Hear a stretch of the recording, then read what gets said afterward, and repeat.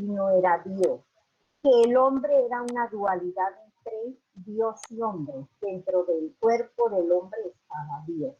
De todos esos adornos, ellos llegaron a una posición neutral, digamos así, donde tomando de cada una de esas posiciones, pues hicieron su propia deducción, que efectivamente ellos vieron lo que habían hecho las masas en el Renacimiento, las guerras, la hambruna, las enfermedades, veneria, el libertinaje que habían tenido los destrozó.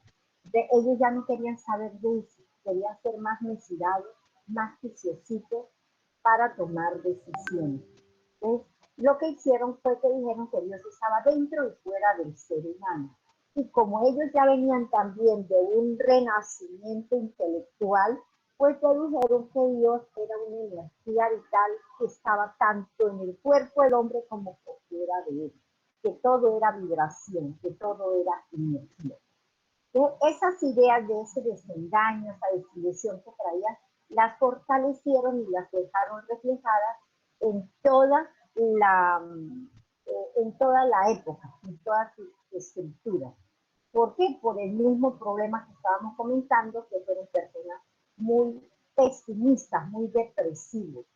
No tenían motivos claros para ser feliz, siempre creían que la vida era mentira y engaño.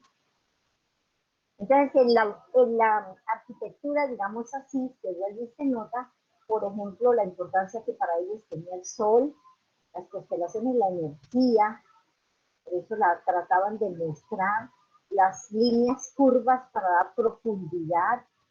Acá aparecen las hojas de acanto, que fueron unas hojas que ellos le dieron una prioridad impresionante, pero que no especificaron de qué se trataba, sino que las mencionaron y las plasmaron.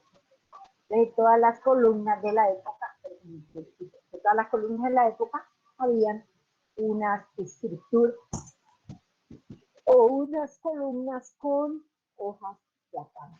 Manejaron lo que fueron famosos sigilos, que son aquellos sellos, frases o símbolos secretos que solo el que estaba allí podría interpretar. Pero un momento, porque alguien está pidiendo acceso.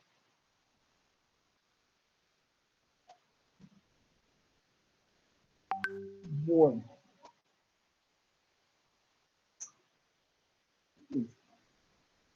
Eso era lo que ellos en realidad se caracterizaban por la ornamentación. Pero ellos en su trabajo también fueron muy equilibrados intelectualmente. Todo se relacionó, todo tenía un contexto barroco. El arte también se vio en todo su esplendor. A ellos les encantaba la edad antigua, porque decían que lo antiguo tenía cierto misticismo, cierto poder, ciertas cosas que a ellos los atraían. Lo que querían ellos no mostrar era el interés por el medieval ni el barroco, sino por lo antiguo. Pero en el medieval habían pintado pues la parte de las divinidades que se habían enfocado en Dios, la Virgen, en los santos. Ellos dijeron, no, quitemos eso y vámonos un poquito más realistas. El renacentista pintó al ser humano, a esos que habían idealizado tanto en la época medieval como los dioses egipcios, griegos, romanos, incluidos los turcos, porque ellos ya tenían esa influencia de Turquía. De todos los que habían llegado les aportaron a ellos para ampliar el conocimiento. Tenían claro que en la edad antigua las esculturas tenían una estructura muy lineal, muy perfecto, eran todos bonitos. Profe, Señor. profe, no está presentando pantalla. Ah, ¿en serio? Acá, ya está. ¿Qué pasó?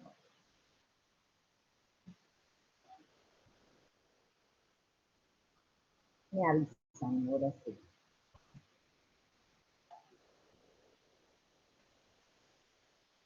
Ahora. Señora, si está bien. Sí, ahora sí, Bueno, profe. esas fueron las características de las que yo hablé. La ornamentación, las líneas ya no eran tan lineales, sino curvas, los círculos, les encantaban las curvas. Aquí están las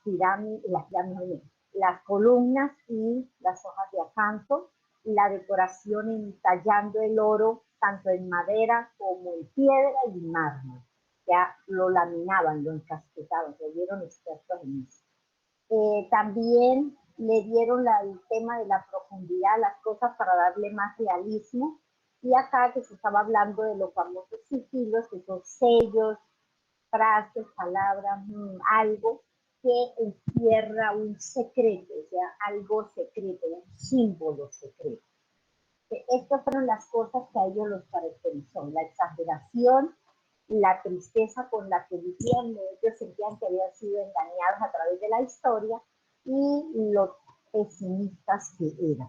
Después estaba explicándoles que el arte la interpretaron de una manera más realista, pero sin las exageraciones en los defectos como los querían mostrar los renacentistas. Ellos dijeron, sí, los defectos hacen parte del ser humano, pero tampoco hay que enfocarnos en solo los defectos, sino que los defectos se incorporen a la belleza.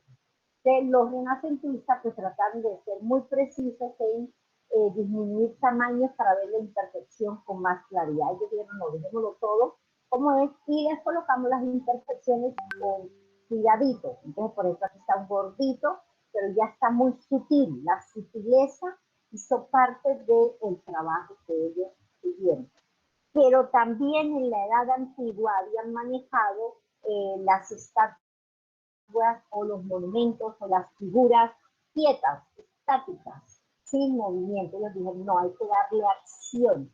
Como esta época fue tan teatrera, tan dramática, que le dieron movimiento a todo lo que tenía. Por ejemplo, ¿por qué sabemos que esta tiene movimiento? Porque antes las figuras eran quietas, los brazos estaban en su posición. Acá el cabello se ve que está en movimiento porque está hacia arriba, está como flotando, y el cabello normal siempre está quieto hacia abajo. La expresión del rostro está como diciendo algo. El movimiento de la mano, que tiene las ganas como de abrazarla o tocar a la mujer. La posición del cuerpo, se supone que hay un movimiento, con el pie se confirma que hay movimiento. La túnica no está hacia abajo, sino que tiene una profundidad de tal manera que le da esa sensación de movimiento. Lo mismo sucede con la muchacha, tiene la sensación de movimiento en el cabello, las expresiones corporales, la posición del cuerpo, la posición de las manos. Incorporan dentro del arte lo real y la naturaleza. Entonces, por ejemplo, aquí nuevamente vemos las hojas de acanto, acá están las hojas de acanto. Esta edificación se relaciona con ellos. Ya que en esta edificación hay una historia respecto a estas dos personas. De todo se relacionaba con ellos. En el siglo XVII y XVIII se destacaron ellos por esa complejidad y dinamismo que le dieron a sus obras de arte. En la actualidad, para tallar una obra de arte, por ejemplo, Botero no utiliza el cincel y la mano y el martillo, digamos así, la porrita. Él tiene tecnología que le ayuda, ellos no. Ellos de un bloque de mármol tallaban esto, a punta de cincel y como una especie de martillo, de una porra que tenían, que tallaban. Esto es tallado con su instrumentos, o sea, no tenían nada que les ayudara a pulir, sino que ellos solitos iban puliendo. O sea, que el trabajo se nota que fue un gran esfuerzo para ellos. Por eso estas obras son tan valorizadas, porque son todas hechas a mano, no hay tecnología por ningún lado para ellos. Hay una gran complejidad y dinamismo, por eso que les dije que ellos cambiaron la estructura de lo quieto y lo convirtieron en movimiento. Enorme ornamentación y efectismo, o sea, el efecto de movimiento, de acción, la decoración. Hay se decora todo, hay lujo de detalles para decorar las cosas de tal manera que todo coordine, que haya una organización entre la escultura y la edificación, que todo tenga una secuencia lógica. La arquitectura no se desprende del arte, de la escultura.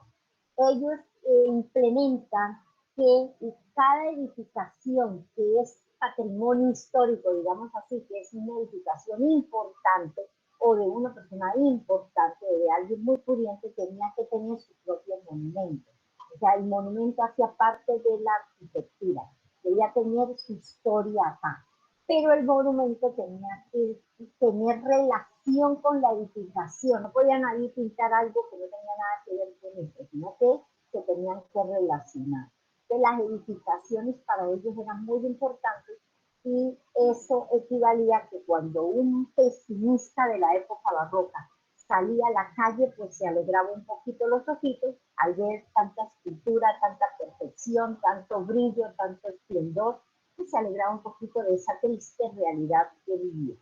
El dinamismo está acá, presentaban en esculturas, digamos así, en monumentos, de movimiento, acá ninguna figura está quieta, las de la edificación también tienen movimiento, ya no son quietas, presentan lo que es, por ejemplo, acá otra vez las hojas de acante para darle dinamismo, los sigilos o los sellos secretos, que digamos así, que solo ellos podían entender qué significan estos símbolos, solo el que lo hizo sabe su significado. La piedra rústica les gustaba, lo rústico era solamente darle el brillo. ¿Cómo hacían? Por ejemplo, esta fuente que antes sí tenía oro, ahorita es puras luces, pero antes tenía oro. ¿Qué hacían ellos? La piedra normal en la fuente corriente, ¿qué hacían ellos? La piedra la encasquetaban en oro, de tal manera que la pulían todo de oro para que diera ese brillo, que le diera belleza. O sea, decoraban todo con oro para darle clase, glamour. Que esa piedra, dentro de esa imperfección, le colocaban oro que ya no se veía tan feita, sino muy lujoso.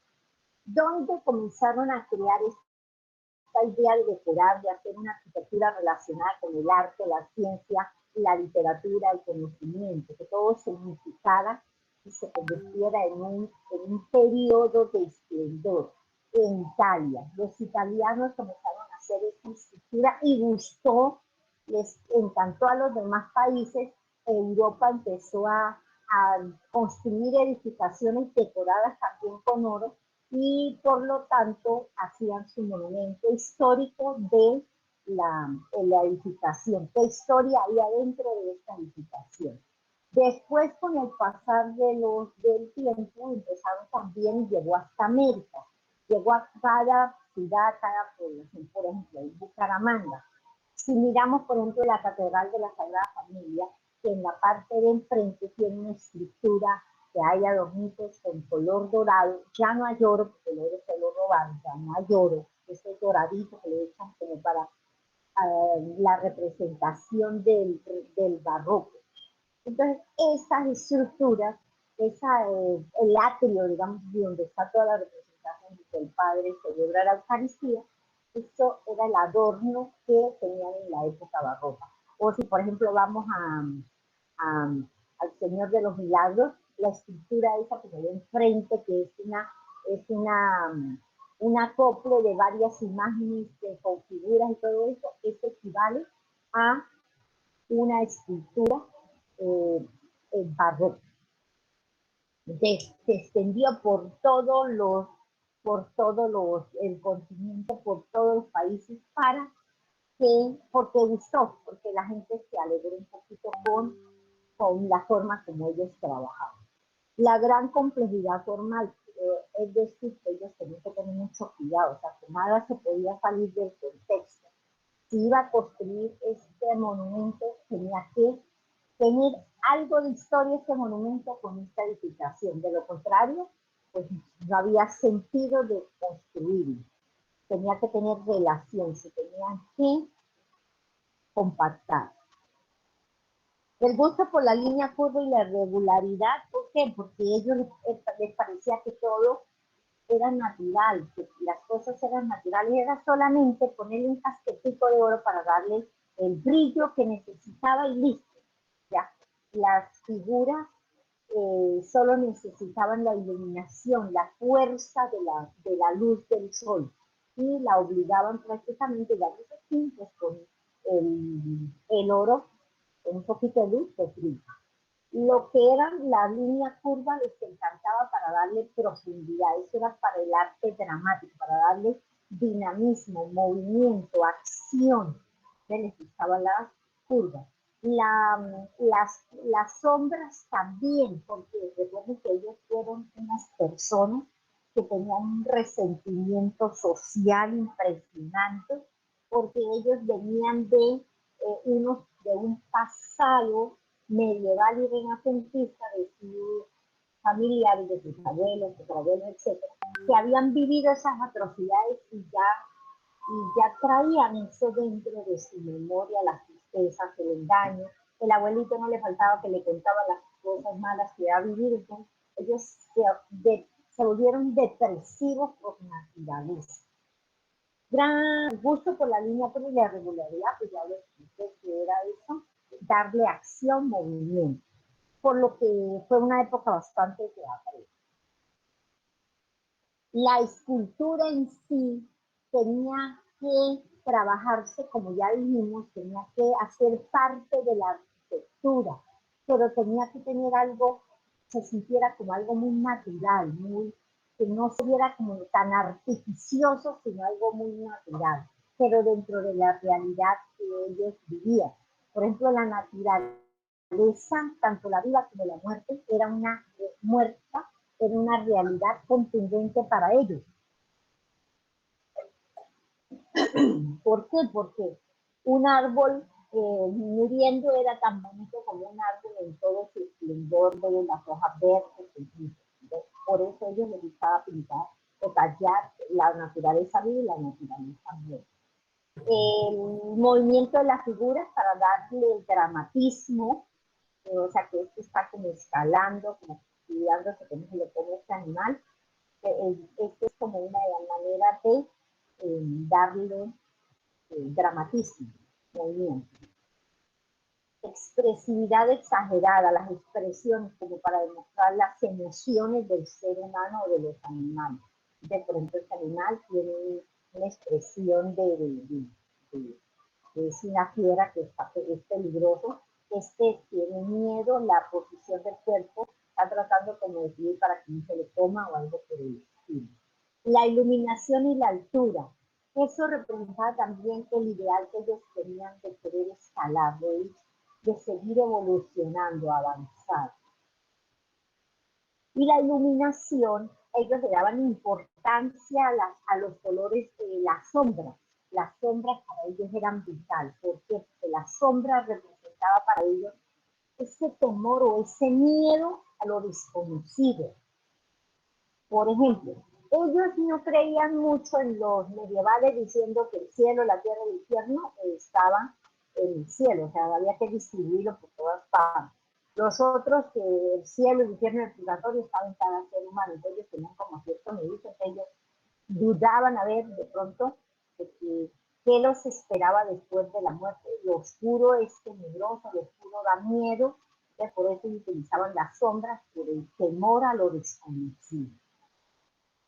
La escultura está subordinada a la arquitectura, ya lo dijimos, toda arquitectura toda edificación tiene que tener relación con su escultura, tiene que relacionarse por algo, desde acá aparecen las hojas de acanto, si hay un árbol, aquí pintan hojas de acanto, hacen una sombra con la misma, tallar la piedra, hacen sombra como para darle lo peligroso, lo misterioso. Numerosos puntos de vista. Cada persona podría pensar o interpretar la escultura, la arquitectura, la obra literaria, el poema, lo que fuera. O sea, eran libres en pensarlo.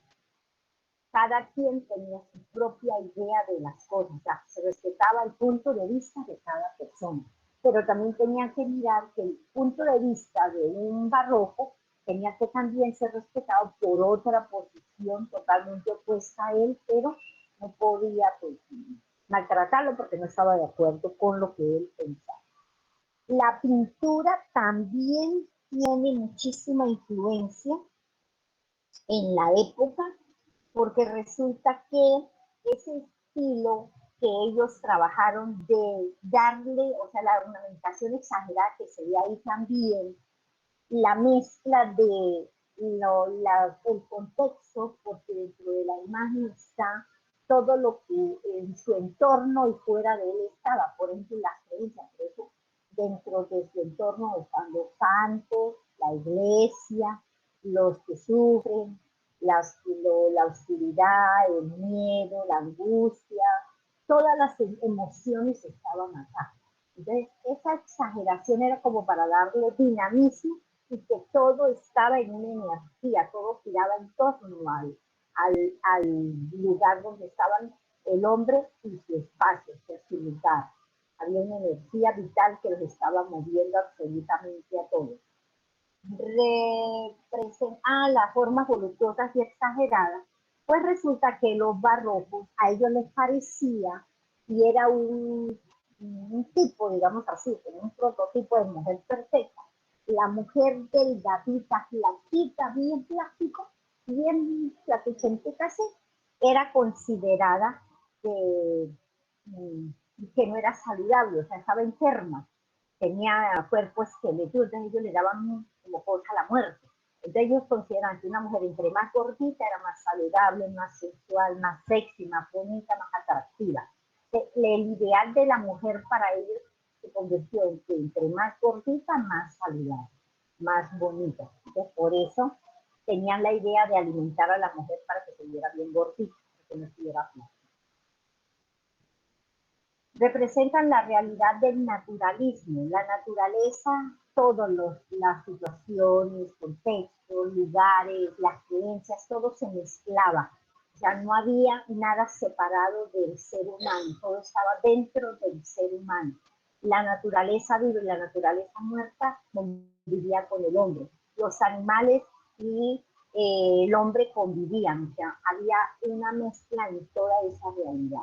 Los colores que predominaron para ellos fueron los colores tierra y sobre todo el color, las sombras que para ellos les representaba lo que era lo oculto, lo misterioso, lo que ellos desconocían. O sea, el tenebrismo, el temor, el misterio, las cosas que se salían de su contexto, a ellos les gustaba reflejar. Dominio del volumen y profundidad. Ya ellos trabajan lo que es la profundidad para darle más realismo a todo, tanto profundidad, tanto en la parte literaria, artística, ornamental, escultura, edificación, o sea, en todo lo manejaban la profundidad para darle más realismo, que se viera muy real las cosas. La técnica del óleo sobre el lienzo, ellos la tela del óleo la perfeccionaron para que tuviera más durabilidad, para que la tela, los colores se compactaran del perfecto, o sea, trabajaron los óleos para pulirlos, para convertirlos en unos óleos más duraderos, más resistentes, más fáciles de manejar. La pintura decorativa al fresco también tuvo muchísima importancia para ellos, porque ellos les gustaba todo lo que hacía parte de lo natural, de lo real, los colores que se manejaban entre sí. Los temas que ellos trabajaban en la pintura principalmente eran los bíblicos, porque ellos tenían cierto miedito a ver si era verdad, porque tenían como miedo de que los medievales estuvieran diciendo la verdad y que allá en el cielo o debajo de un infierno, entonces nada como cositas.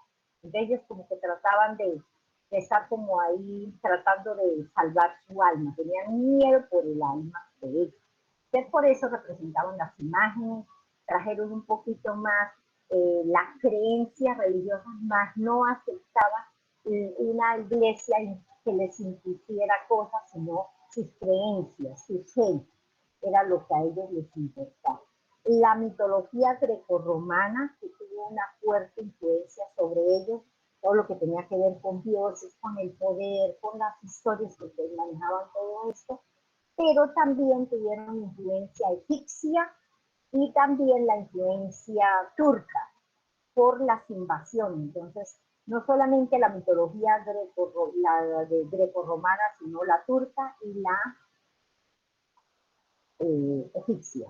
El retrato. Se destacaron también por darle el realismo, se dejaban retratar, pero que se viera como si fuera un retrato real, una persona que casi podía, si se descuidaba, se movía la foto, o sea, querían un realismo absoluto. Para ellos era muy importante. Las mujeres regordetas, ¿por qué las pintaban? Porque les parecía saludables, hermosas, bellas, ya. Les gustaba todo eso que daba sensación de salud. Recuerde que ellos se vivían con el pánico de la calavera, de las muertes. Los desnudos que hacían parte del cuadro, eso representa la desnudez del hombre. El hombre llega a la tierra sin nada, nace totalmente desnudo, o sea, sin nada, que poco a poco es que se va cubriendo o va llenando sus necesidades. El desnudo hace parte de la historia, pero un desnudo muy sutil. No incluían dentro del desnudo lo que eran figuras vulgares, sino desnudos muy sutiles como para mostrar su realidad. Pero en segundo del colegio.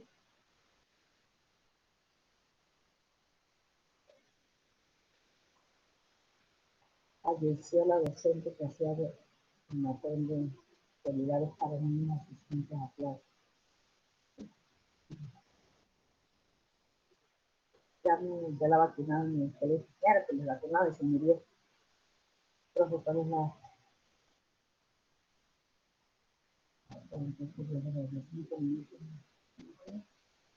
Madre mía. Bueno, están vacunados. Sí. Entonces, ¿qué vamos? Los desnudos con mucha sutileza, dedicación, cuidado, sin la exageración y la vulgaridad. O sea, ellos no pretendían, porque recuerden que ellos tenían el problema del libertinaje del Renacimiento. Entonces, ellos decían que el libertinaje los llevó al caos, que tenían que ser un poquito más mesurados, más calmaditos. Ya no podían los extremos, ellos decían que los extremos se tocaban. Los paisajes hacían parte de sus historias, vivos, muertos, naturales. Los bodegones trataban de mostrar en la lectura de imagen, explicamos bien el bodegón, trataban de explicar lo que estaban viviendo, cómo estaba su moral, su conciencia, su ser, eso que llevan por dentro, su espiritualidad, cómo se sentían ellos. La naturaleza muerta era tan bonita como la vida, o sea, para ellos no había un problema de que un árbol marchito muriéndose seco o normal. Para ellos eso era normal. Se libera la simetría pues, para darle movimiento, para que las curvas den la sensación de movimiento, de dinamismo. Entonces, para eso se liberan de la simetría para hacerlo más realista, más concreto. La música. A ver, los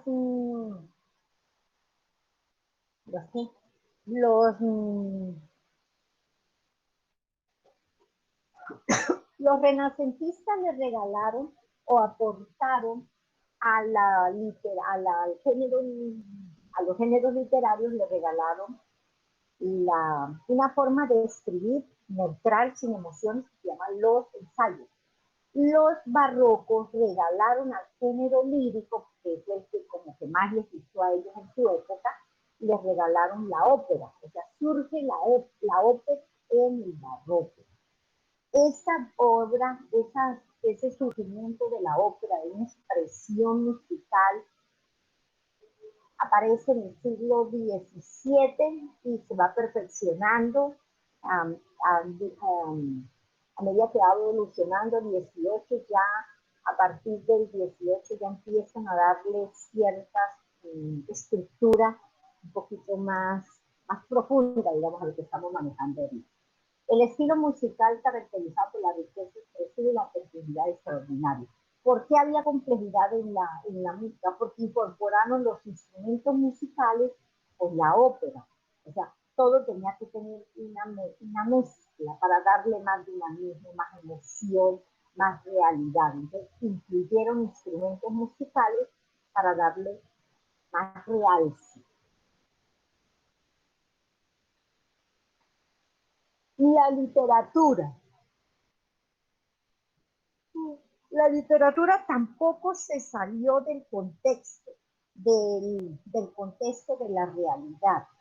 Decoraron muchísimo, o sea, utilizaron muchísimas cosas para que su literatura dejara huella, demostrara lo que ellos estaban sintiendo y pensando. En el siglo XVII ya la literatura toma forma, especialmente en España, que fueron los primeros que empezaron a escribir en el estilo barroco, mezclando dentro de sus obras literarias, incluían, o las descripciones, digamos así, de la arquitectura, la escultura, la literatura, o sea, todo lo mezclaron para que se viera más realista la obra literaria. Decoraron muchísimo, decoraron las palabras, las frases. Ahorita trabajamos en la decoración. Búsqueda de la emoción y del placer estético. Ellos querían entender, sentir, disfrutar lo que escribían, ya sea el poema, ya sea una novela, ya sea una ópera, les gustaba sentirlo, que sus emociones vibraran, pero que se escuchara bonito, o sea, no la vulgaridad, sino algo muy estético, muy perfecto. Abunda la invención sobre dioses griegos y romanos, porque en la literatura trataron de llevar todo lo que les encantaba de la mitología griego-romana, me faltó la egipcia y la turca. Ellos lo mezclaban, o sea, todas esas historias las unían para darle más emoción a sus historias. Eh, que aparecía, por ejemplo, un dios griego que los ayudaba, y etcétera, etcétera, los mezclaban en las historias. Y el fuerte para ellos, los que más trabajaron de los géneros literarios fueron la poesía, el teatro y las fábulas, porque ellos se enfocaron en que tenían que dejar una enseñanza.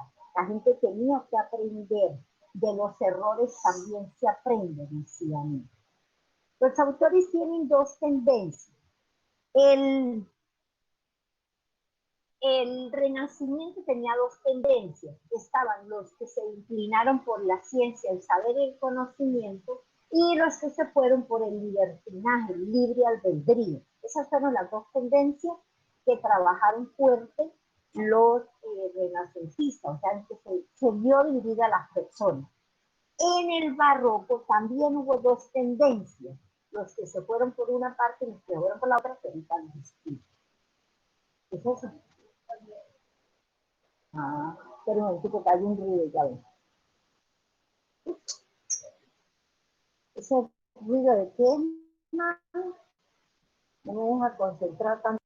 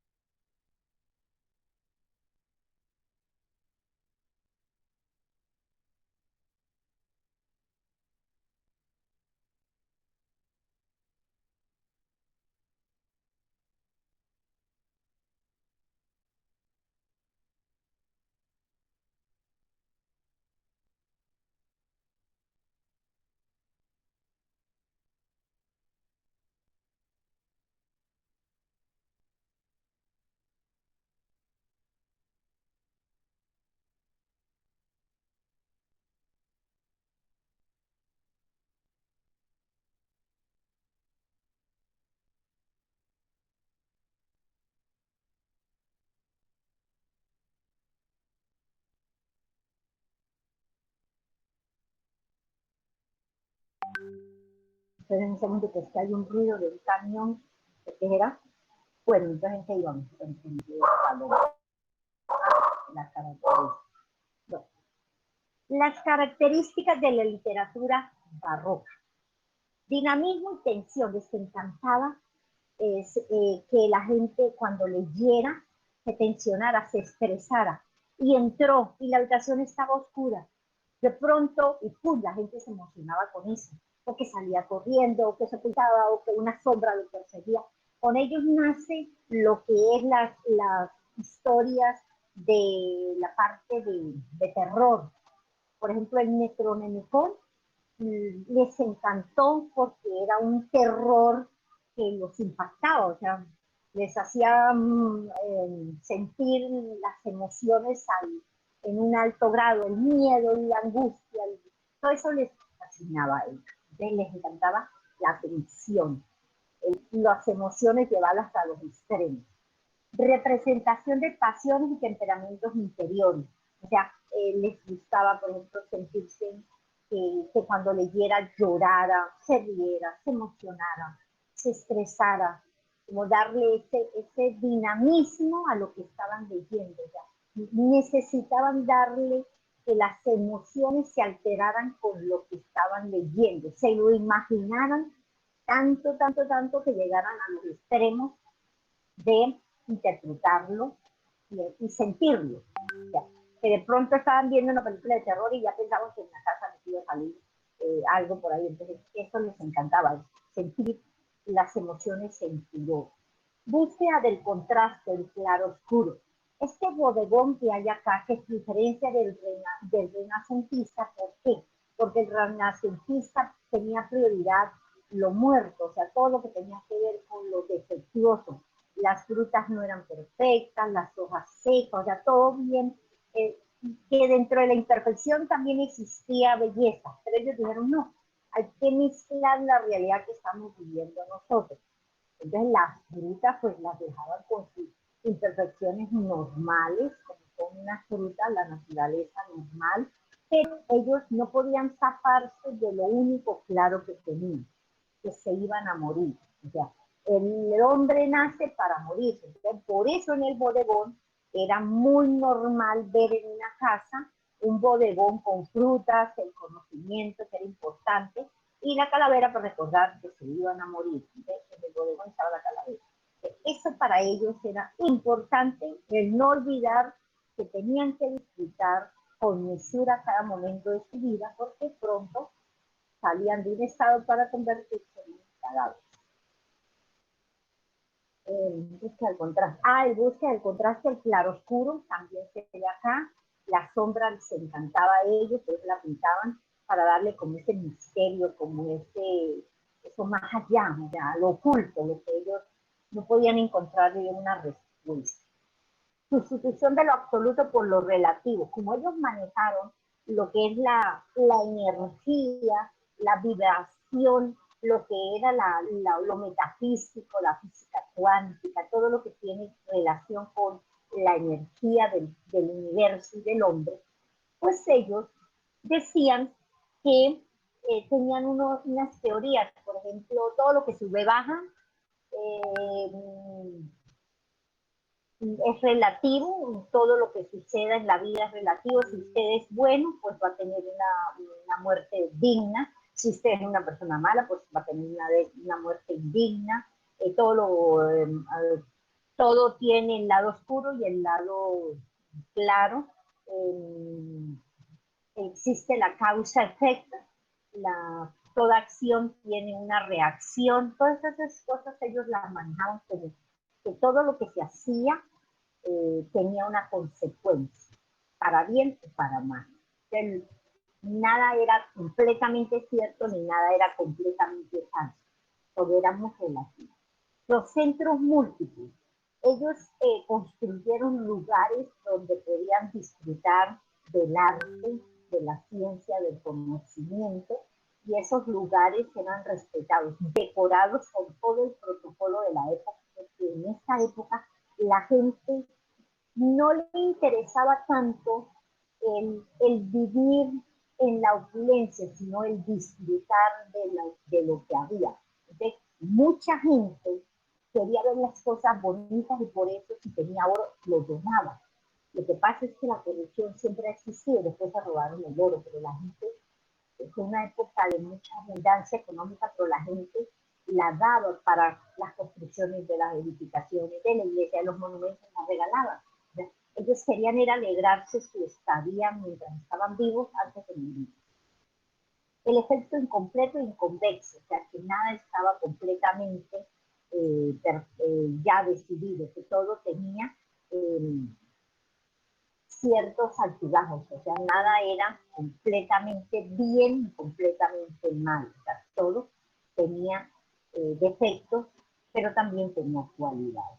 El estremecimiento de la metafísica, lo que les dije, porque ellos sentían que todo lo movía un ser superior a ellos, que estaba dentro y fuera del ser humano, que en su momento, pues ellos lo llamaron la energía del universo, la sabiduría divina, porque no querían mencionar el nombre de Dios que le habían dado los medievales y de que Dios no era el hombre, sino no era Dios, sino el hombre, eso no lo querían mencionar. Entonces ellos decían que era una energía, una inteligencia universal que movía todo.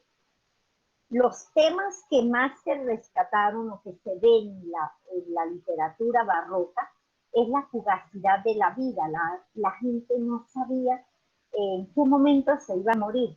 Solo cuando se daban cuenta en un abrir y cerrar de ojos, ya había pasado su vida, no sabía, se puede morir en un momentico. La vida era muy fugaz, o sea, no se podía esperar a que voy a llegar a viejo porque no sabía. Para ellos la vida era como un regalo que tenía que aprovecharlo cada minuto que estaba vivo. La rapidez del tiempo, ellos decían que era impresionante, que estaban niños y de pronto cuando se dan cuenta ya estaban viejos y ellos decían cómo se les pasó el tiempo, no me di cuenta, ya soy un abuelo, ya soy un viejo, ya soy un adulto, ya soy, bueno, etcétera, etcétera.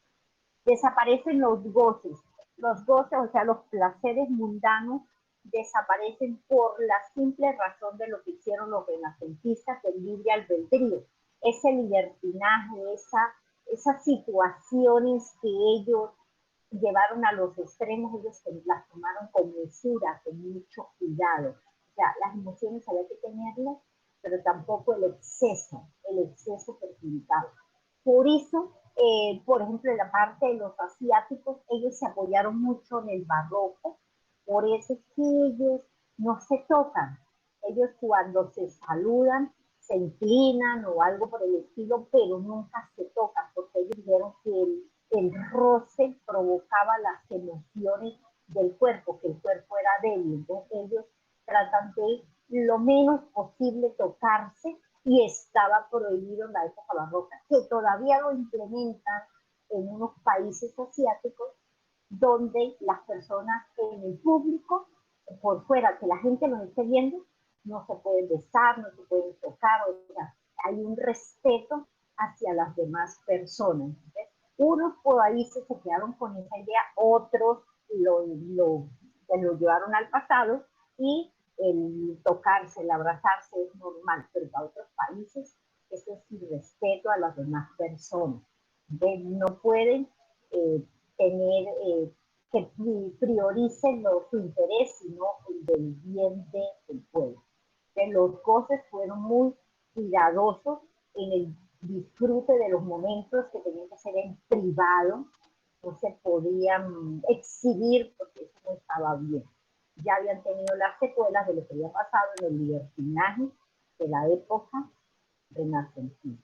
La complejidad del mundo, ellos decían que el mundo era muy complejo, que todo era muy difícil, que todo era demasiado hiriente, que la vida nada era fácil, todo había que sufrirlo, había que ganarlo.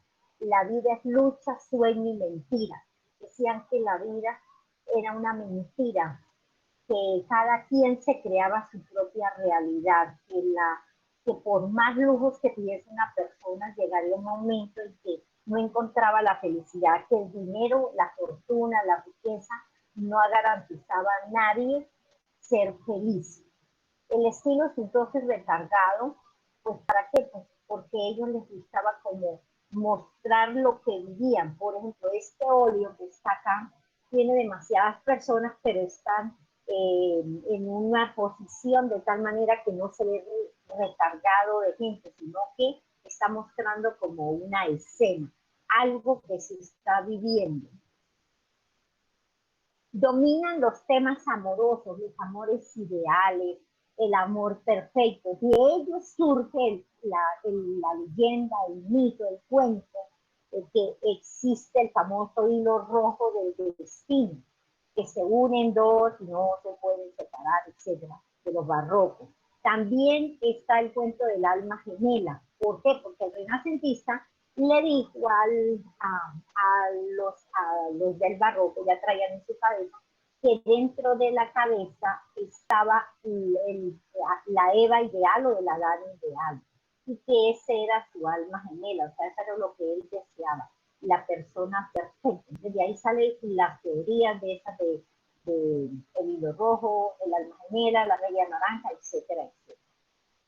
Cupido traía la mitología, ¿por qué? Porque esto era la idealización de un amor puro y verdadero, un amor real, de esos que son puros, castos, originales. El honor hace parte importante de ellos. El honor, por ejemplo, del barroco los japoneses tomaron, les gustó esa parte del honor. Entonces, para ellos una deshonra grandísima, se veían obligados a, por ejemplo, a clavarse una estaca en el pecho, un puñal en el pecho, y moría por honor, porque el honor no lo dejaba vivir en paz. Entonces, todas esas torturas que ellos tenían de tratar de ser gente perfecta, gente sin pecado, gente con una mentalidad más cuidada, pues también los llevó a tanto desequilibrio emocional, porque ellos mismos se exigieron demasiado. La religión, la fe era muy importante para ellos, más no las creencias de las sectas, de las iglesias, sino su fe, creer en algo para ellos era importante. Y cuidaban muchísimo, también se cuidaban por si acaso, de pronto, cuando los familiares iban para ellos también se cuidaban por ese lado. Ya nada estaba seguro para ellos. La sátira hace parte de las historias. ¿Por qué? Porque para ellos la realidad de lo que estaban viviendo era el producto de la mala, digamos así en términos coloquiales, mala administración, tanto de los medievales como de los renacentistas, que siempre les estaban tirando piedras, de que ellos hicieron otra cosa, en las historias se contaba el libertinaje, que yo no sé qué, que se tiraban como indirecto. Y eso hacía parte, pues, de la gente le gustaba leer todas esas cosas. Los recursos literarios. Yo les dije que el hombre había tenido dos tendencias literarias. El renacentista estaba en los de la ciencia, el saber y el conocimiento, que era una tendencia que la gente se inclinó por la sabiduría, y los del libre albedrío, que se fueron por el libertinaje. Lo mismo sucede con los barrocos. Los barrocos tuvieron dos tendencias literarias.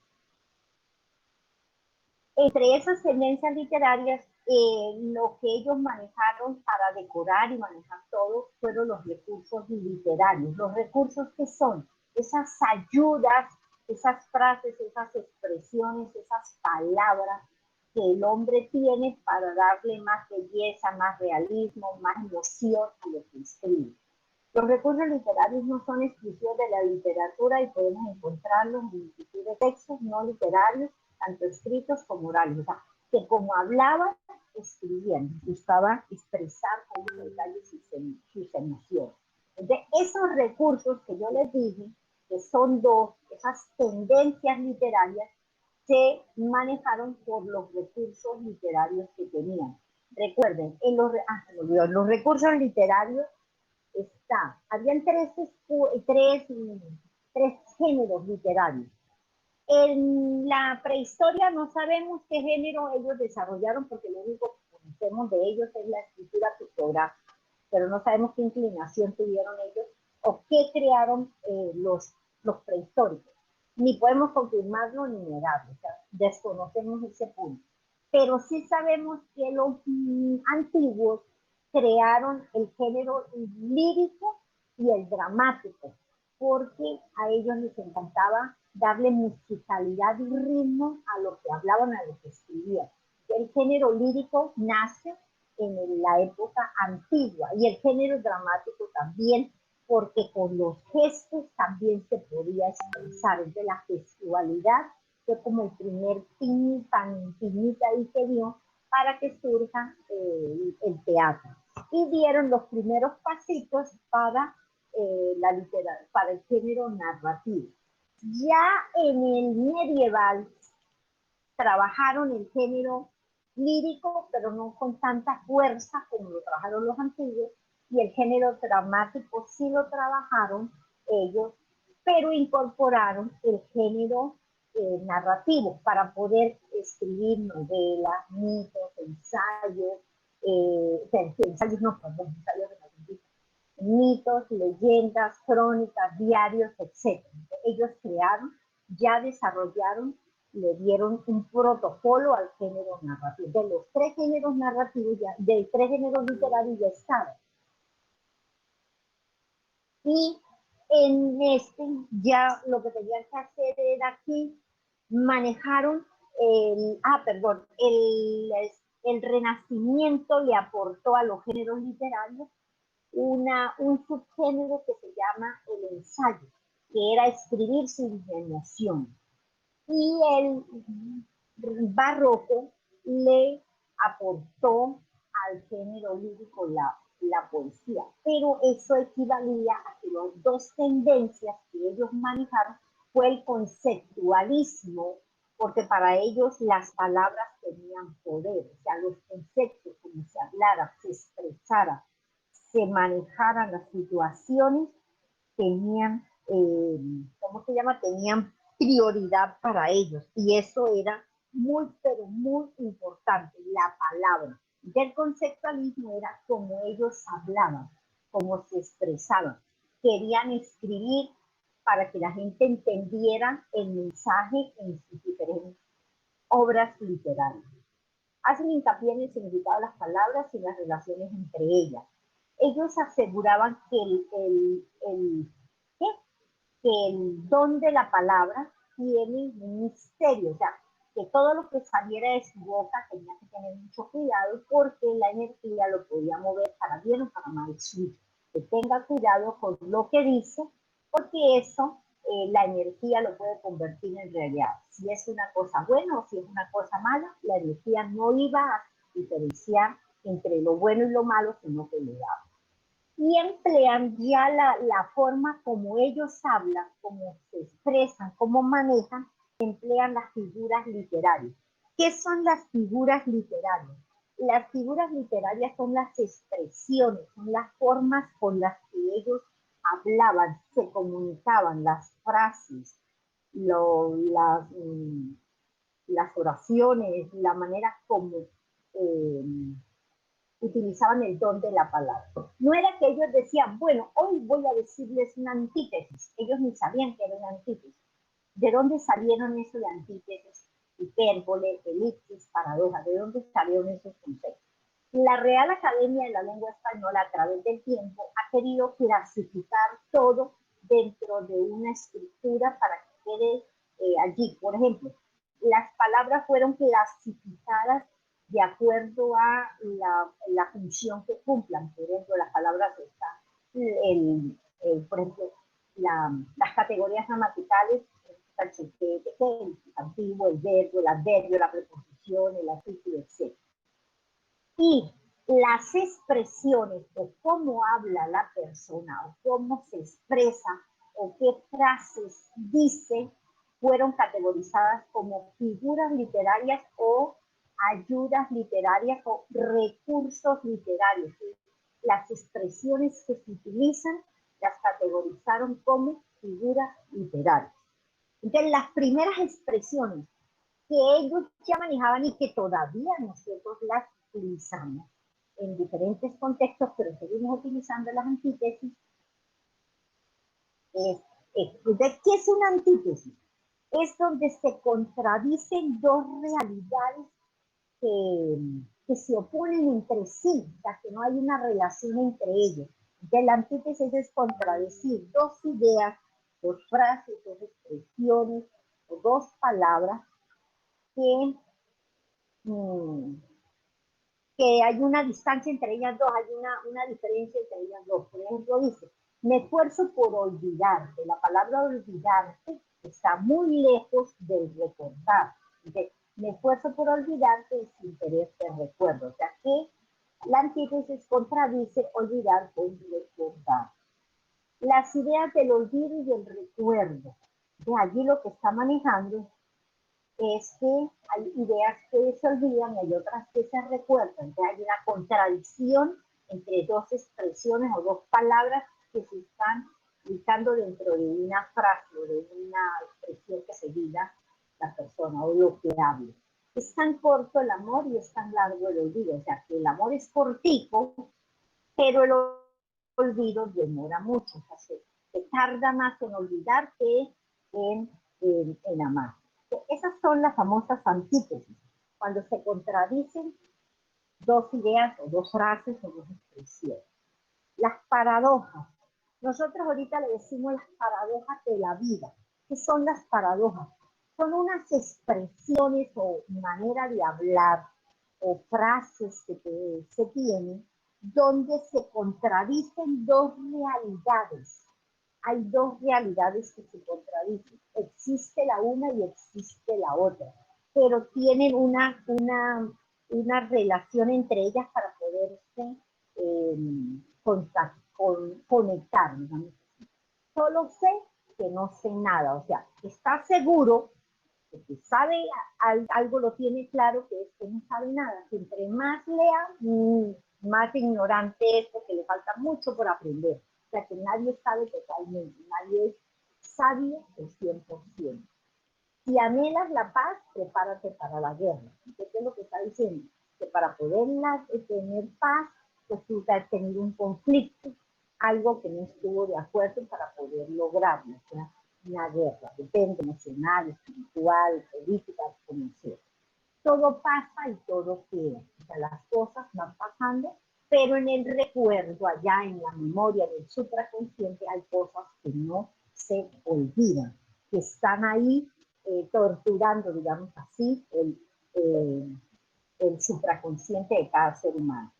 Las hipérboles son expresiones, frases, maneras de hablar, sí, palabras que se dicen que se encargan de aumentar o de disminuir algo para darle una exageración, para que o entiende por las buenas o entiende por las malas, pero que entiende. O aumenta mucho o disminuye mucho para que se note la exageración. Por ejemplo, dice, le pedí disculpas 1000 veces.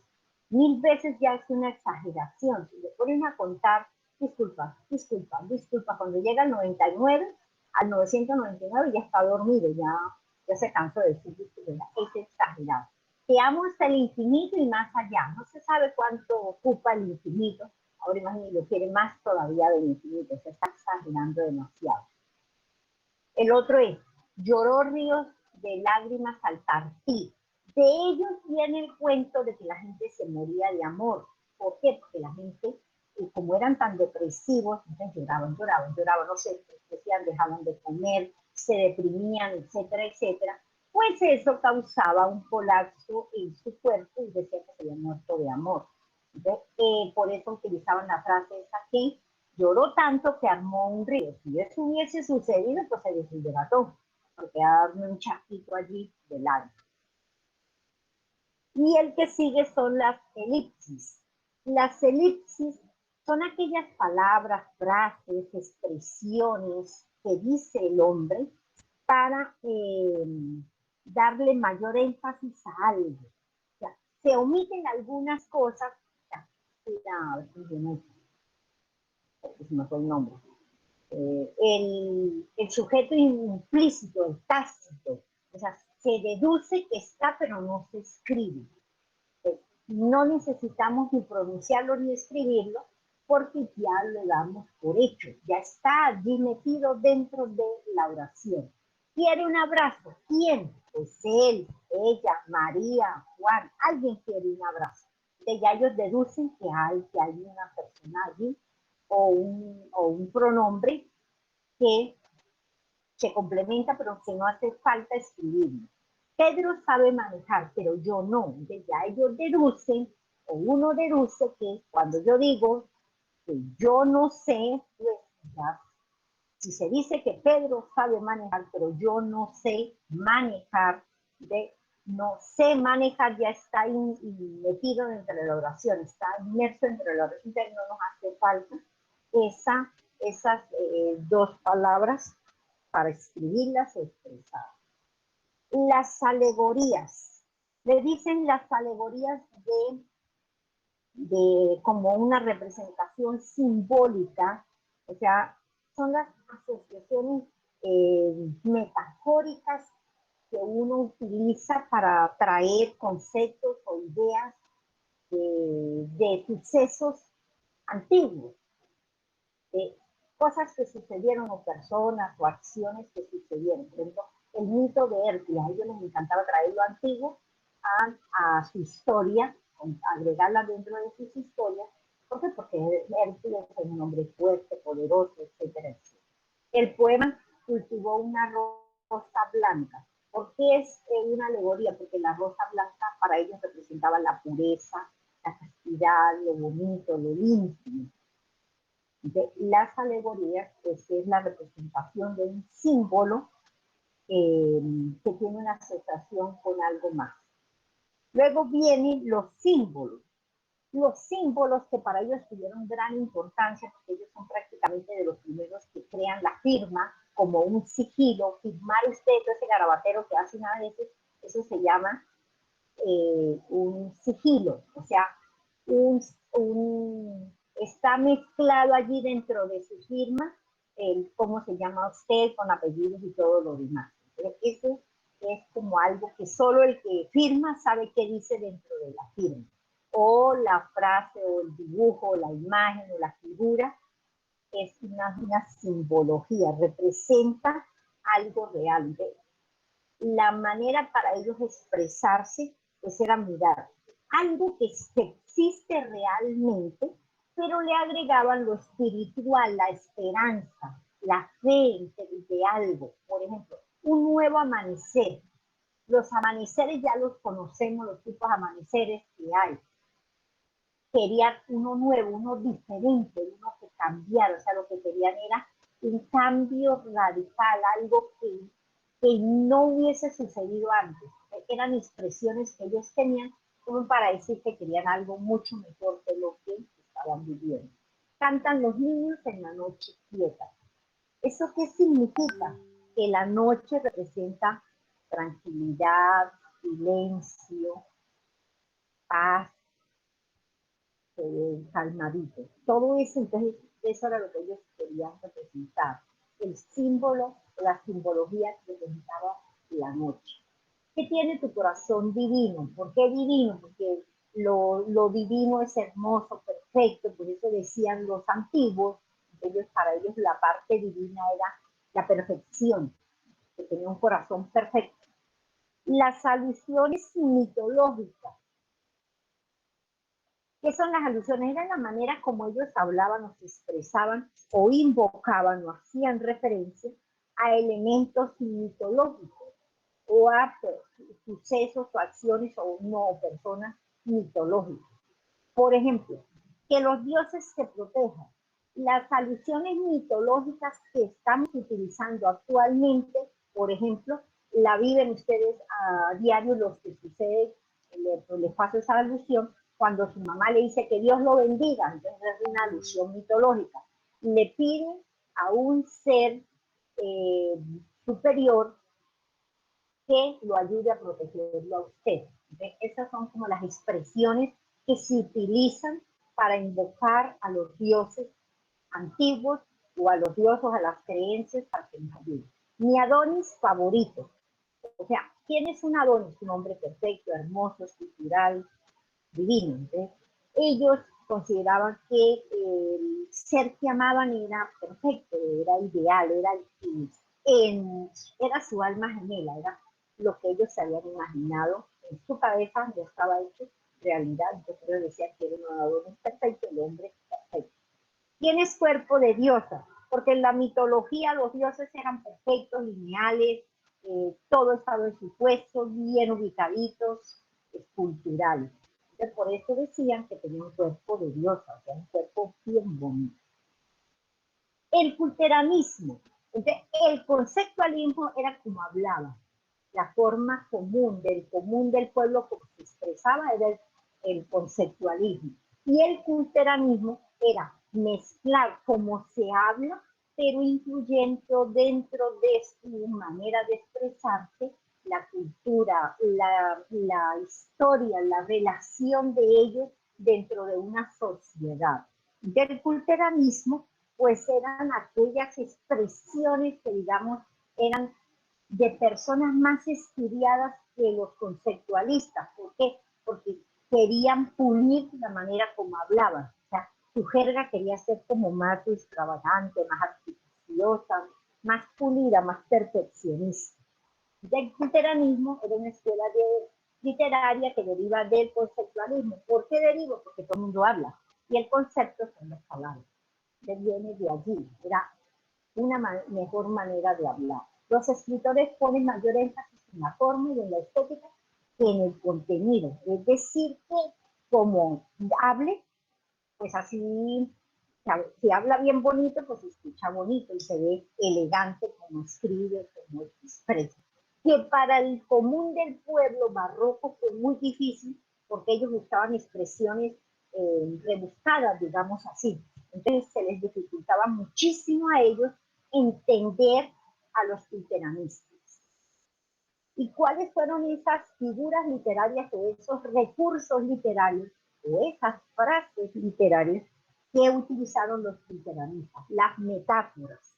Las metáforas que son expresiones de dos realidades, pero que tienen una semejanza que es muy difícil de comprender. Por ejemplo, los conceptualistas de la época, ¿qué quiere decir él cuando habla de las perlas de tu boca? La gente dice, ¿cómo así que las perlas de tu boca? Pues lo que quería decir un culteranista era que las perlas eran los dientes, y como los dientes son blancos, y los dientes están en la boca. Entonces era una forma de ellos expresarse un poquito más elegante y poner a pensar a la gente qué era lo que él quería decir. El cielo estaba cubierto de blancos algodones. Por no decir que las nubes eran blancas, pues las relacionaban con sus poemas, en sus expresiones, en manera de hablar, pues decían que el cielo tenía unos algodoncitos que son todos pochonchitos, todos bonitos allá en las nubes, en el cielo. Entonces era la relación del algodón con la nube, por la suavidad y lo blanco. Una madre da la vida por sus retoños.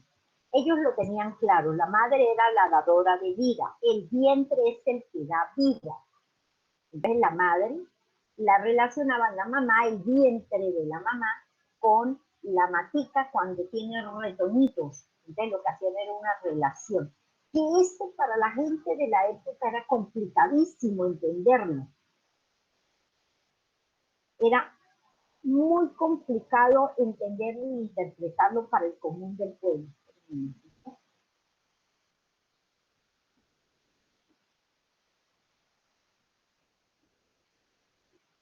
Para el común del pueblo. Y los hiperbatón, que son las alteraciones que se hacen. ¿Por qué utilizan tanto los hiperbatón? Porque resulta que en esta época todavía la Real Academia de la Lengua Española no había dado una estructura gramatical para las oraciones. La oración tenía que tener sujeto y predicado, pero el sujeto debe estar de primero y el predicado de segundo para hacer una oración perfecta.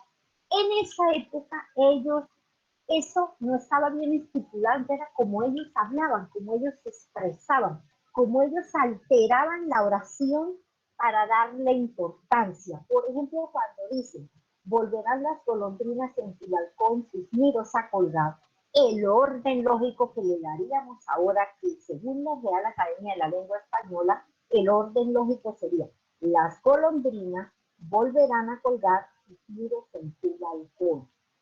Sacan el sujeto, que son las golondrinas, y el predicado, que es el verbo conjugado, volverán con sus complementos en tu balcón y sus nidos a colgar. Ese es como el orden lógico que le dio, pero eran las expresiones que ellos manejaban. O sea, ¿cómo? ¿Qué le querían dar más importancia? Que van a volver. Era más importante el predicado que las golondrinas, o sea, van a volver. Era lo que ellos querían decir. A lo que le daban importancia lo ponían de prioridad. De verdes sauces hay una espesura. ¿Qué era lo que ellos querían decir? Pues que hay una espesura de verdes sauces. Es el orden lógico, pero ellos lo expresaban de esa manera. No era que ellos eran mal hablados, sino que ellos hablaban el castellano puro, el español puro, y ya lo han ido puliendo a medida que vamos evolucionando, se va a ir perfeccionando para que la gente empiece a hablar y a entender bien. El otro dice, el ave en aquel árbol silbaba. Entonces, ¿cuál es el orden lógico de esa oración? El ave silbaba en aquel árbol. Entonces, es como darle el orden lógico, que en la época para ellos era prioritario lo que escribían de primero, los conceptualistas. Luego vienen los géneros literarios, que ya les dije algo, que los géneros literarios son tres. El narrativo, que lo perfeccionaron en la Edad Media, el lírico, que lo trabajó y lo inventó y lo pulió el antiguo, el dramático, que también es antiguo, y el Renacimiento aportó al género narrativo el subgénero, el ensayo. Aparte, el barroco aportó al género lírico un subgénero que ellos le dieron prioridad, que es la poesía. La trabajaron a la perfección, ¿ya? Les encantaba la poesía, les gustaba todo lo que fuera antiguo. La poesía era algo muy, muy importante. Abundan las poesías, o sea, les gustaba escribir poesía, leer poesía y declamar. Les encantaba los barrocos. Un lenguaje artificioso y complejo depende del poeta. Si era conceptualista, o sea, los que utilizaban su jerga común, o si era culturanista, que ya le incluía términos más sofisticados, más elegantes, una manera de hablar un poquito más de clase, digamos. En la poesía perfeccionaron el soneto, el romance y las canciones con versos de arte menor. Eso se los explico cuando lleguemos al rococó. Les explico bien los versos, que ellos también trabajaron la poesía, pero la pudieron mejor, que la trabajan en la época donde la pudieron bien. Ya les dije que surge el conceptualismo, que es los conceptos, las palabras, las frases, las expresiones de las personas. Y el culteranismo es las expresiones, pero de acuerdo a una cultura, una manera de ver la vida, de convivir. Los poetas barrocos del siglo XVII mezclaron estrofas tradicionales con las nuevas, así se la cultivaron. Es decir, que ellos traían, por ejemplo, las figuras literarias traían de la mitología frases de años antiguos y las incluían dentro de su poema, pues, para darle más elegancia y escucharse más bonito. Pero ellos dijeron, bueno, la poesía tenemos que diferenciar, tenemos que mirar. Los que escriban estrofas de 3 versos, ¿cómo los vamos a llamar? Entonces ellos dijeron, bueno, los que escriban versos, estrofas de 3 versos, esto es una estrofa, es un verso, 2 versos, 3 versos. Los que escriban estrofas de 3 versos, se les va a llamar tercetos. Estos son tercetos, el poema de 3, pero debe cumplir un requisito. La última palabra de cada verso debe rimar con la del primero con la del tercero. O sea, lada con lado. O sea, las últimas letras o sílabas deben rimar. Deben repetirse, mejor dicho.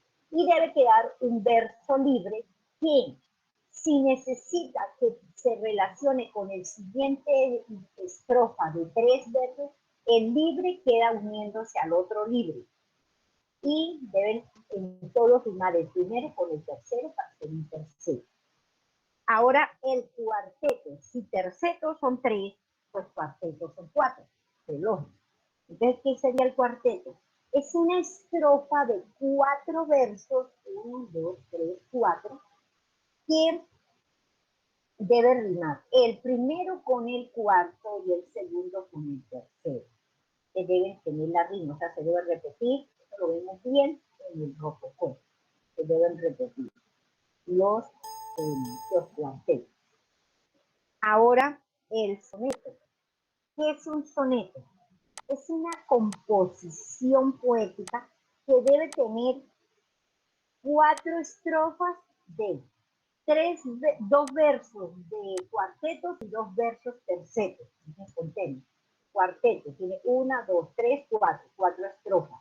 Tiene que tener 2 cuartetos, 1, 2, 3, 4, bien, otro cuarteto, 1, 2, 3, 4, 2 cuartetos y 2 tercetos. Así es un soneto, cumpliendo con los requisitos. El cuarteto debe rimar el primero con el cuarto y el segundo con el tercero.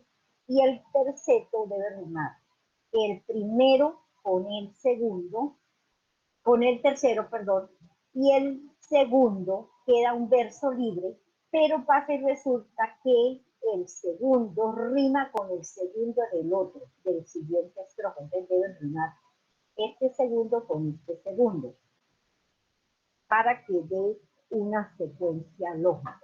Eso es lo que tenemos que mirar cuando vamos al rococó. Luego viene la redondilla. La redondilla, que también la pudieron ellos, pues son estrofas, una estrofa de 4 versos, pero entonces ahí era el dilema, pero si ya vimos el cuarteto, estrofas de 4 versos. La redondilla son estrofas de 4 versos, pero los versos deben ser octasílabos, o sea, todos tienen que tener 8 sílabas para hacer una redondilla. Eso fue lo que pudieron ellos de lo lírico. De la prosa, ellos lo negaban, pero no pudieron ocultarlo, o sea, trataban de mentir, pero las evidencias comprueban que eran puras mentiras engañosas a los que ellos tenían. Les encantaban las novelas picarescas y las cortesanas, o sea, vivían encantados con todo lo que tenía que ver con lo medieval. Y lo comprueba Miguel de Cervantes Saavedra cuando trabaja en la Edad Media a finales del Renacimiento, que no sé él, y principios del Barroco, que él es barroco, entonces mezcló esas 3, lo comprueba con el Quijote de la Mancha, que fue un tema medieval que trabajó en el Barroco, incluyendo el Renacimiento. De la prosa, les encantó la parte medieval, pero la negaron. El teatro. El género dramático les encantó también, porque ellos eran muy dramáticos, les fascinaba hacer escenas de ellos con la parca, con la muerte se reía de ellos se reían de la muerte convivía con ellos, la muerte les daba, bueno, ellos vivían fascinados con el manejo de la vida y muerte en la obra de teatro. Las tragedias con la comedia, o sea, reírse de que cómo se moría, la muerte cómo se lo llevaba, etcétera, o sea, meterle comedia, algo gracioso. Las sátiras, pues que no las dejan de un lado, donde siempre están tirando piedritas por las cosas que les tocó vivir los antepasados, que les dejó huella a ellos, entonces es importante. El auto sacramental y los pasajes bíblicos, ¿por qué los representaban? Porque ellos les daba cierto miedito el no saber si de verdad existe el cielo, el infierno y el purgatorio. Entonces, ellos de todas maneras, pues, para evitarse después arrepentimientos cuando se iban a morir, ellos manejaban temas bíblicos, como para llamar la energía de Dios, digamos así. En los temas bíblicos, pues ellos manejaban las partes, las escenas donde había dolor, sufrimiento, muerte, porque eso era lo que ellos detestaban, la muerte. Entonces, por ejemplo, el Calvario, la crucifixión, la dolorosa, cosas así les encantaba dramatizar.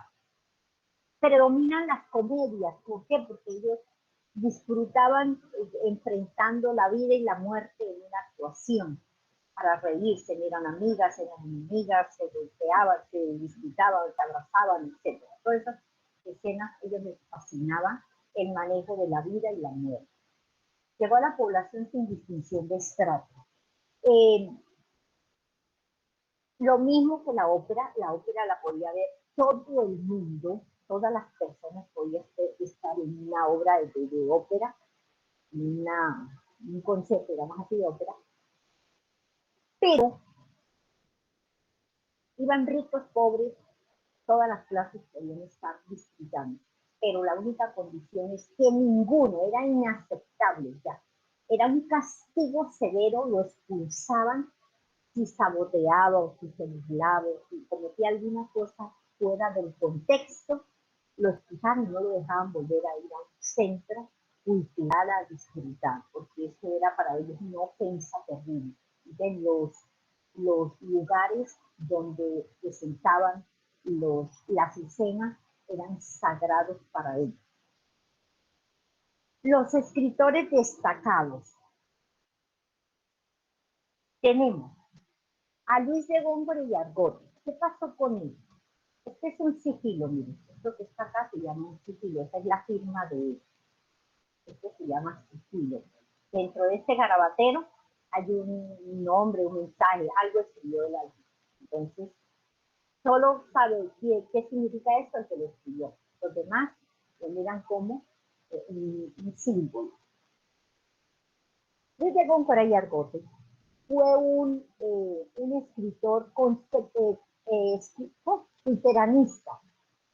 Es decir, que su vocabulario, su jerga era muy exquisita, era muy sofisticado. O sea, él escribía, pero muy elegante. La gente de la época no entendió las obras de él, no les gustaba, no entendía. Los conceptualistas no tenían idea por eso él pasó sin pena ni gloria en el barroco. Él no fue reconocido como el representante del luteranismo en la época barroca. Pero pasa y resulta que 3 siglos después, en la generación del 27, otra época literaria, alguien leyó las obras de Luis de Góngora y Argote, Soledades, la fábula de Píramo y Quispe, la fábula de Polixena y Galatea, y se dio cuenta que él era el representante de la época barroca del luteranismo, y ahí le dieron la posición y el prestigio, pero tuvo que haberse muerto y haber pasado 300 años para reconocerlo como un escritor barroco. En la época que él estaba vivo, la gente, unos lo llamaban, los conceptualistas lo llamaban el príncipe de la luz, porque era muy claro en lo que escribía para ellos, pero los luteranistas y los conceptualistas lo llamaban el príncipe de las tinieblas porque no entendían ni papa de lo que él decía. Entonces, este señor tuvo que haberse muerto para poder ser famoso. 3 siglos después. Soledades. ¿De qué se trata? Soledades es un poema largo, extenso, que habla de los amores en la época barroca. Recuerden que no podían tener un final feliz, y lo comprobamos con el Quijote de la Mancha, cuando el Quijote recupera la cordura y se muere. Entonces, un final medio bobo, digamos así, triste. Soledades era el amor imposible entre un campesino y una mujer de la nobleza. Ellos, por sus estatus sociales, no podían ser felices, no podían unirse, porque él era un campesino y ella de la clase alta. De un amor imposible, un amor que nunca pudo concretarse.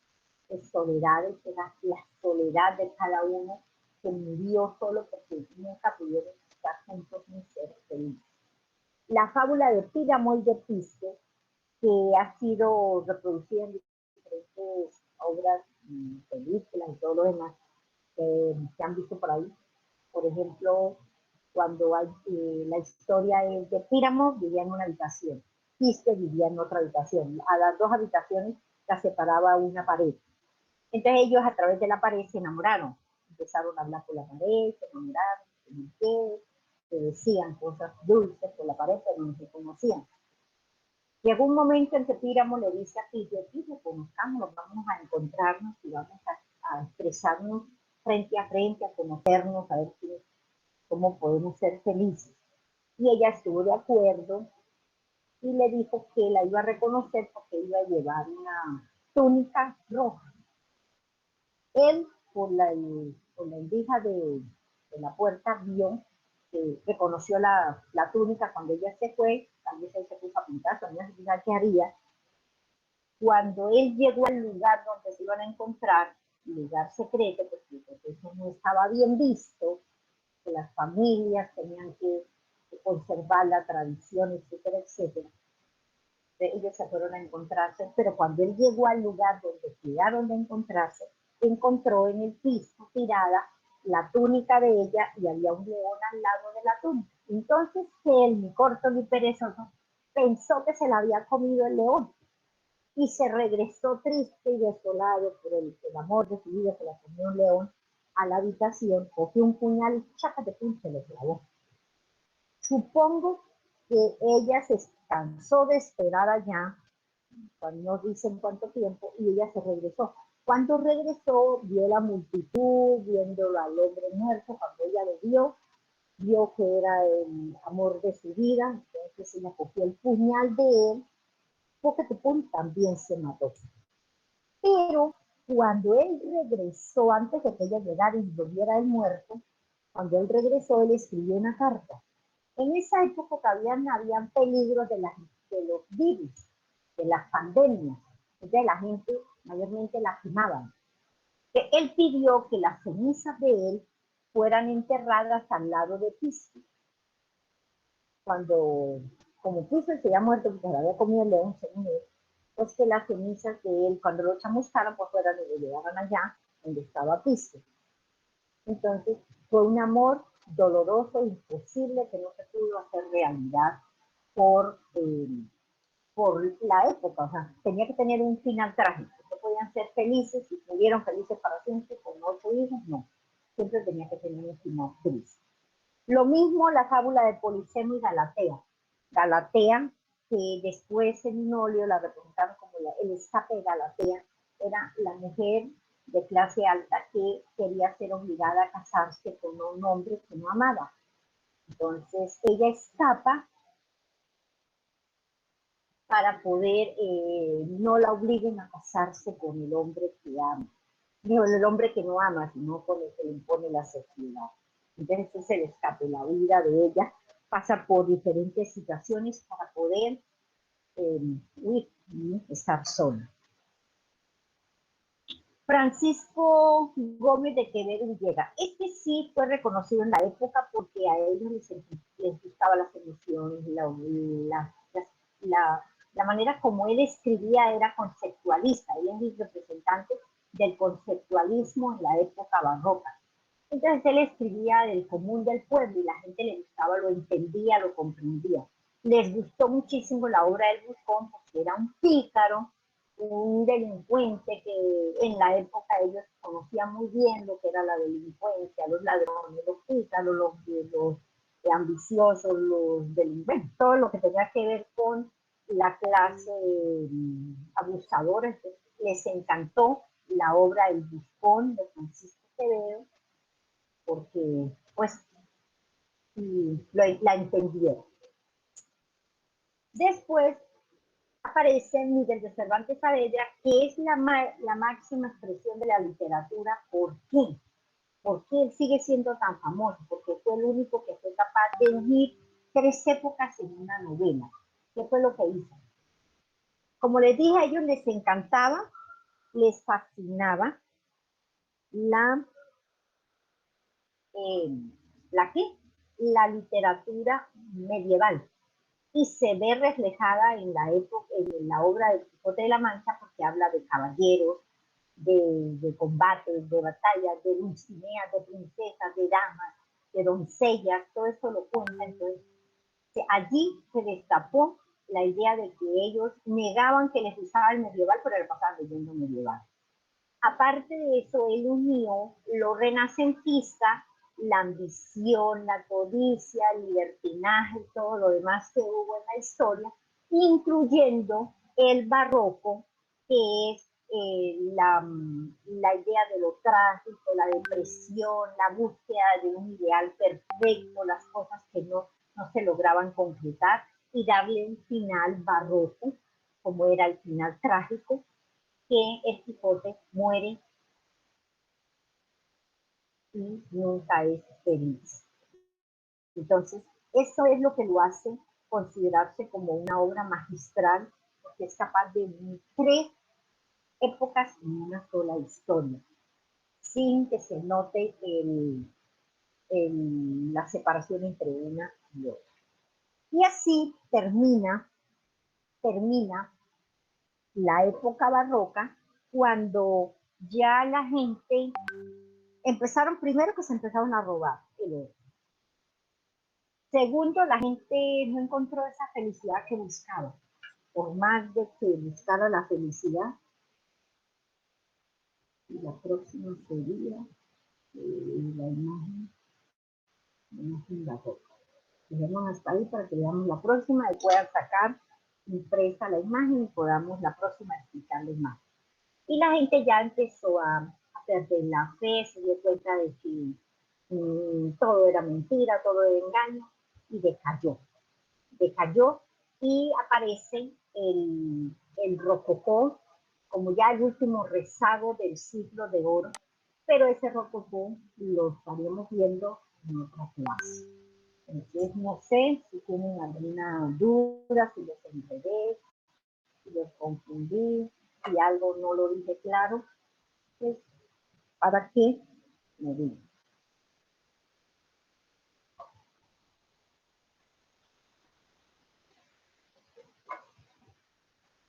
Vamos a mirar quiénes están. Todo claro, profe. Listo. Haider Benavides. Yo lo vi que entró. Haider. Eso que lo había visto. Bueno. Juan Camargo. Presente, profesora. Wilson Carreño. Presente, profesora. Angie Carrillo. Presente, profe.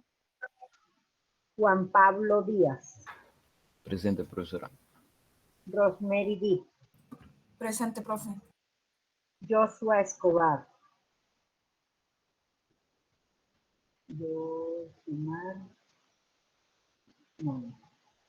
Gina Gómez. No contesto. Nicolás Grimaldo. Profe, Gina escribió por el chat. Ah, bueno. Nicolás Grimaldo. Nicolás Biancanó. Daniel Guerrero. Presente, profe. Daniel Hernández. Presente. Carlos Herrera.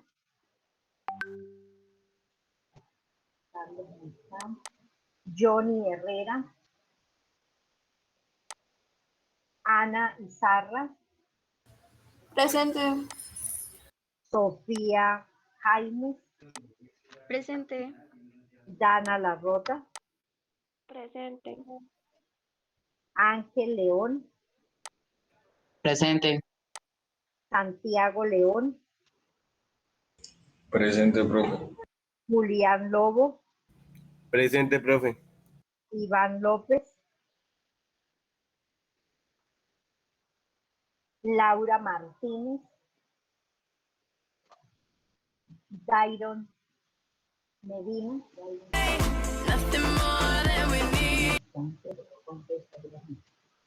Lina Monsalve.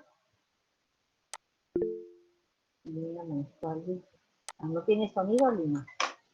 Dairo Medina. Mayra Morales. Presente, profe. Profe, Dairos escribió en el grupo, ahí en el chat. Listo, ma. Lisette Pardo. Profe, Liceo escribió por el chat. Bueno, ma. Ángel Parra. Presente, profe. José Pinilla. Presente. Daniel Pinilla. Presente, profe. Sebastián Pinilla. Presente, profe. Carol Riveros.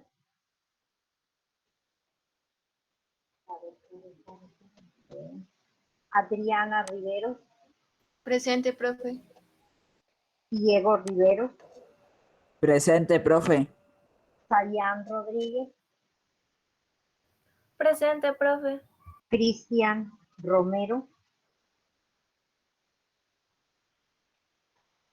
Diana Sarabia. Josimar Silva. Presente, profesora. María Torres.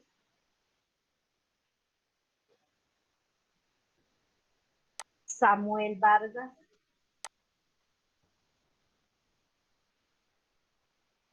No conteste Samuel. Y Nicolás Biancha. Presente, profe. Profe, Samuel Vargas, presente. Listo. A ver, Dairo Medina, pero le borro. Dairo Medina. Dice Pardo. ¿Ya?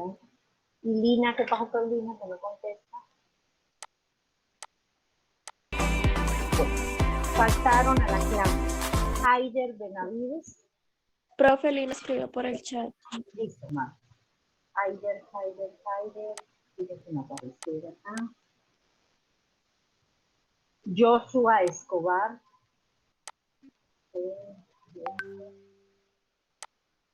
No está tampoco.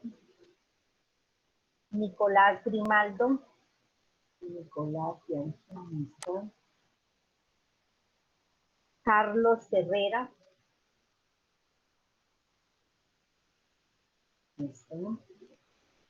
Johnny Herrera. Tampoco. Ian López. Tampoco. Laura Martínez. No, no está. Mira, me dijo que ya estoy bien. Ya. Carol Rivero. Carol, tampoco. Cristian Romero. Tampoco. Y María Torres. Listo, pues muchísimas gracias. No se les olvide, todavía no me envían nada. Estamos esperando a ver cómo avanza lo del paro. Tengan mucho cuidado, cuídense, no confíen en nadie en la calle, no se vayan a salir a buscar lo que no se les ha perdido. Mucho cuidado, mucha prudencia, se protegen. Si tienen que salir a hacer alguna diligencia o no sé qué tenga que hacer usted, tengan muchísimo cuidado, prudencia, no le reciba nada a nadie, porque ahorita todo esto está muy complejo y usted no puede confiar. Las únicas personas que usted puede confiar es en su familia, en sus amigos, pero en gente desconocida que mire, que tenga esa bolsa y no, dígale que no. ¿Para qué? Para que no se ganen dolores de cabeza pendejos ahí por el concepto de la buena. Ahorita tenemos que estar muy cuidadosos, protegernos mucho, estar pendientes de que no haya ningún problema, de no verse involucrados. Recuerden que ustedes son el futuro de Colombia y lo que más desean los adultos es que ustedes tienen abuelitos sanos y salvos y con el favor de mi Dios bien protegidos y con todos los logros que se puedan alcanzar en este país. Pero lo más importante es que ustedes se cuiden mucho. Entonces, que Dios me los bendiga. Nos vemos el lunes, si Dios me lo permite, y pueden retirarse. Chao, profe.